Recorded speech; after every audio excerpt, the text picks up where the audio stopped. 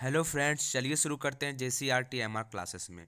तो आज हम लोग क्लास 8 के भूगोल का पाठ 1 संसाधन के सभी प्रश्न उत्तर को करने वाले हैं। तो वीडियो के अंत तक जरूर बने रहें और अभी तक आपने हमारे चैनल को सब्सक्राइब नहीं किया तो ज़रूर कर लें। तो चलिए शुरू करते हैं। तो हम लोग का चैप्टर का नाम क्या चीज़ हो जाएगा? संसाधन। पहला चैप्टर है हम लोग का संसाधन।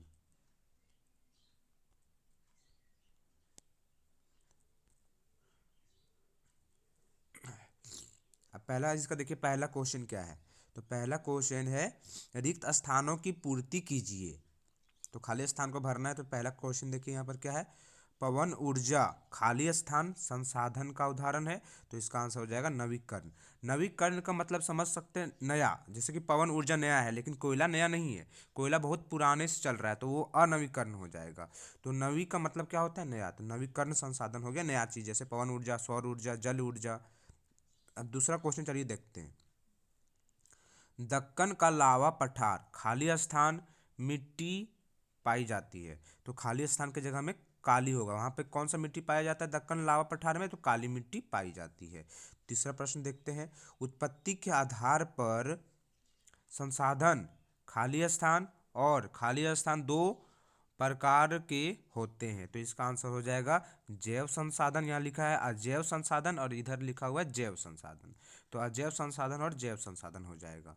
उसके बाद 4 नंबर में देखिए क्या है, प्रधानमंत्री कौशल विकास योजना वर्ष 2016 में ईस्वी में प्रारंभ की गई। तो 2016 में यहाँ पे आंसर बता दिए आप लोगों को, यहाँ पे क्या चीज़ है, 2016 में प्रारंभ की गई। तो ये पहला का आंसर हम लोग को कंप्लीट होता है। अब चलिए देखते हैं दूसरा आंसर। तो दूसरा प्रश्न देखिए क्या है यहाँ पर, सही उत्तर लिखिए। तो पहला क्वेश्चन है इसका, निम्नलिखित में से कौन मानव निर्मित संसाधन है?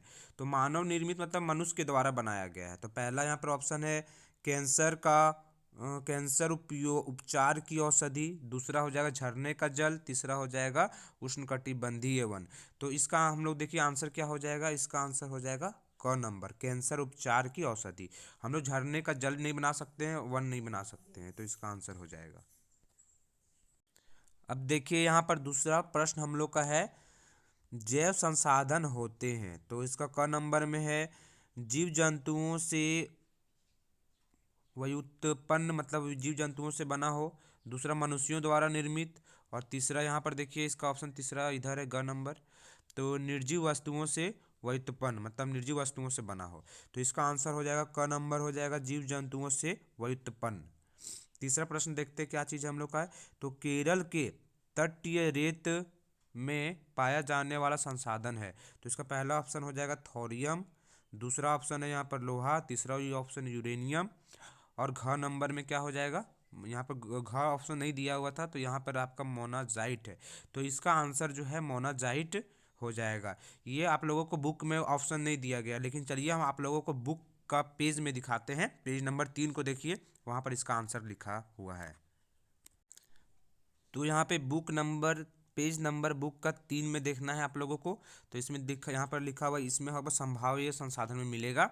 जैसे कि यहाँ पे लिखा हुआ है, लद्दाख में पाया जाने वाला यूरेनियम एवं केरल के तटीय रेत में पाया जाने वाला मोनाजाइट संभाव्य संसाधन का उदाहरण है। तो इसका आंसर क्या हो जाएगा, मोनाजाइट हो जाएगा। अब चौथा प्रश्न देखिए, चौथा प्रश्न हम लोग का है, सतत पोषणीय विकास की अवधारणा किस सम्मेलन में पहली बार आया? तो सतत पोषणीय का अर्थ होता है पीढ़ी दर पीढ़ी। तो इसका क नंबर में देखिए क्या है, स्टॉकहोम, फिर क्योटो, रियो ग नंबर में, और घ नंबर में पृथ्वी सम्मेलन। तो इसका भी यहाँ पर ऑप्शन नहीं दिया गया, तो इसका भी आंसर जो है ये घ नंबर हो जाएगा, पृथ्वी सम्मेलन। चलिए हम आप लोगों को बुक के पेज नंबर में दिखाते हैं इसका आंसर कहाँ पर लिखा गया है। तो पेज नंबर 6 में देखिए यहाँ पे लिखा गया है, सतत विकास की अवधारणा मूल रूप से 1992 ईस्वी में पृथ्वी सम्मेलन में सामने आया। तो इसका आंसर क्या हो जाएगा, पृथ्वी सम्मेलन हो जाएगा। तो इसका आंसर हम लोग का हो गया था पृथ्वी सम्मेलन। अब चलिए चौथा नंबर प्रश्न, तीसरा नंबर प्रश्न उत्तर को देखते हैं। तो तीसरा नंबर क्या है हम लोग का है, तो निम्नलिखित प्रश्नों के उत्तर दीजिए।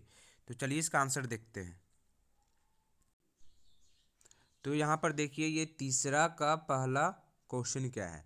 तो संसाधन किसे कहते हैं, तो इसका उत्तर हो जाएगा मानव अपनी आवश्यकताओं की पूर्ति के लिए जिन वस्तुओं और सेवाओं का उपयोग करता है उसे संसाधन करते हैं। मतलब हम लोग कोई भी वस्तु का उपयोग करेंगे जो हम लोग को काम आए उसी को क्या बोला जाएगा, संसाधन। चलिए दूसरा क्वेश्चन देखते क्या चीज़ है। संसाधन के मुख्य कितने प्रकार होते हैं, संक्षेप में बताएं। तो इसका उत्तर हो जाएगा संसाधन के 3 मुख्य प्रकार हैं। तो पहला देखिए इसका क्या चीज़ है, पहला प्राकृतिक संसाधन, दूसरा आप लोग पढ़ना है मानव निर्मित संसाधन और तीसरा पढ़ना है मानव संसाधन। तो चलिए पहला देखते क्या क्या है यहाँ पर।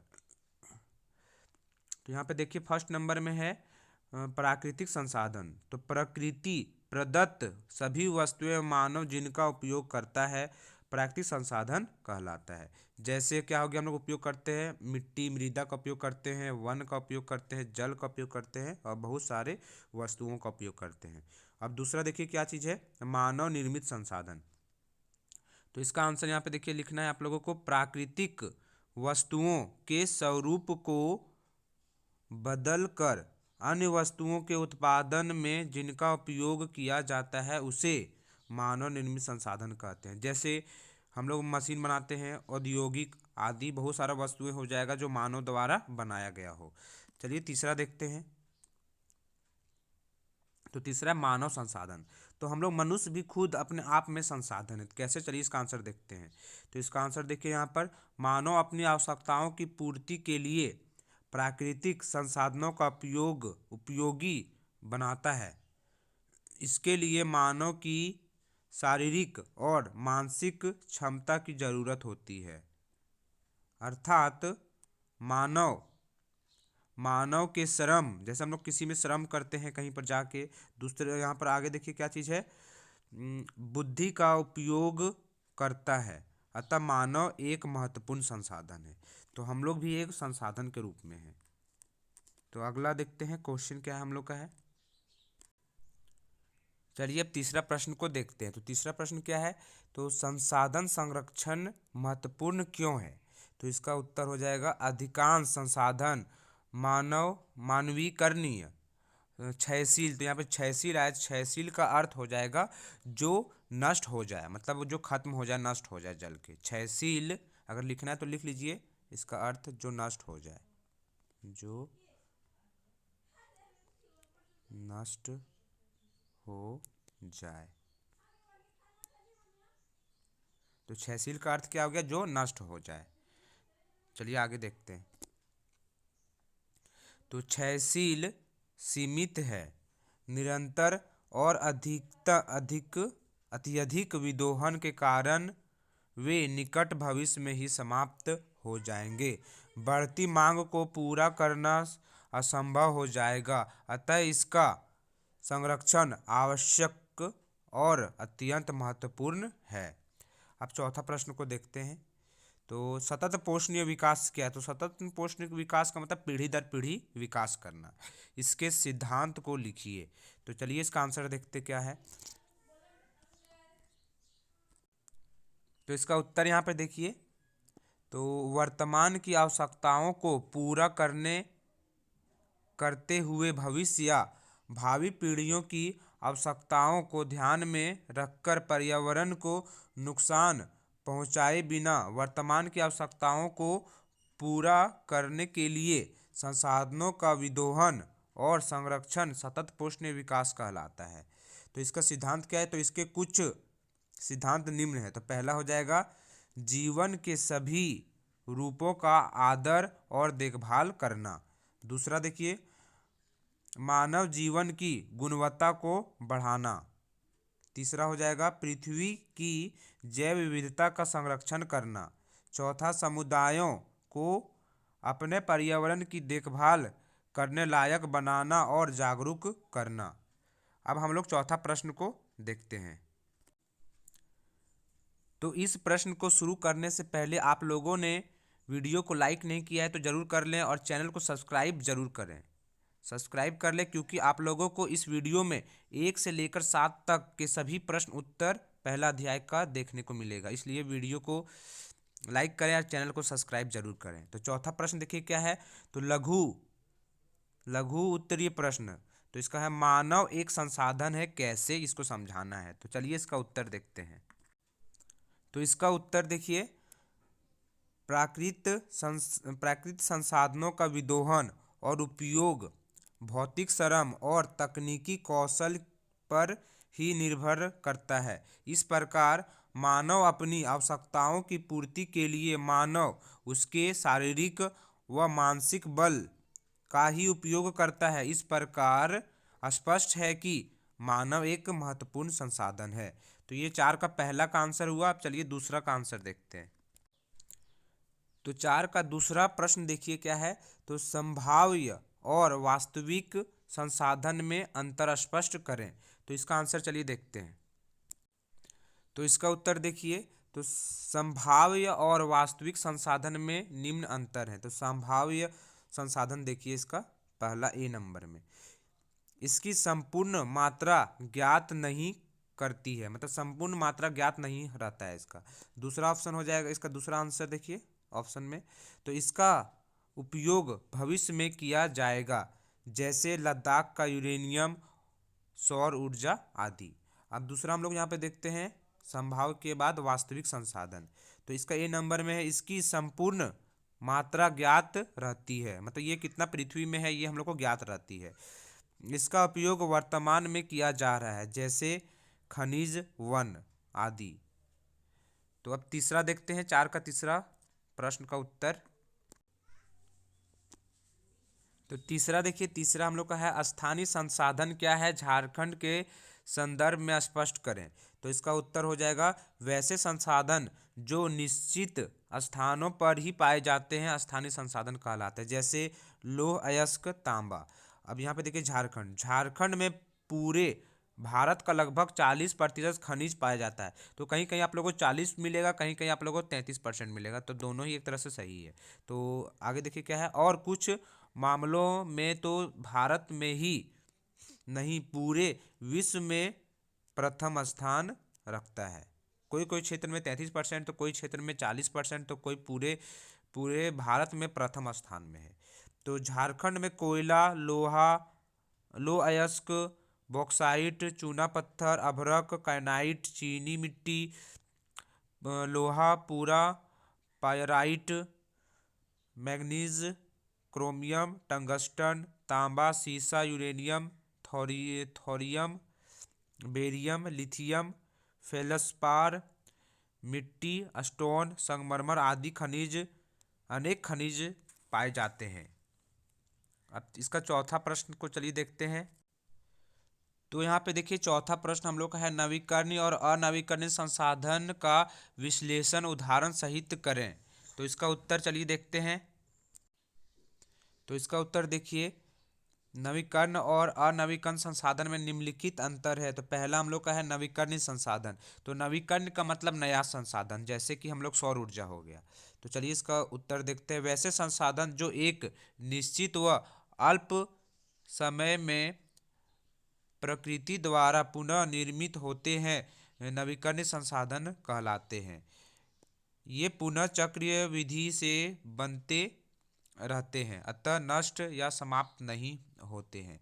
जैसे क्या हो गया, पेड़ पौधे, जीव जंतु, जल, सौर ऊर्जा आदि नवीकरणीय संसाधन के उदाहरण हैं। अब देखिए इसका अनवीकरणीय संसाधन में क्या होगा, वे वैसे संसाधन जो एक निश्चित व अल्प समय में प्रकृति द्वारा पुनः निर्मित नहीं होते हैं, अनवीकरणीय संसाधन कहलाते हैं। इसका बी नंबर देखिए, ये उपयोग के बाद नष्ट या समाप्त हो जाते हैं, कुछ पुनरुपयोग संभव है, जैसे खनिज, मृदा, भूमि आदि नवीकरणीय संसाधन के उदाहरण हैं। चौथा का अब अंतिम प्रश्न उत्तर बचा है 5वां नंबर, जैव और अजैव संसाधन क्या है। तो इसका उत्तर, जैव और अजैव संसाधन में निम्नलिखित अंतर है। तो पहला हम लोग जैव संसाधन देखते हैं।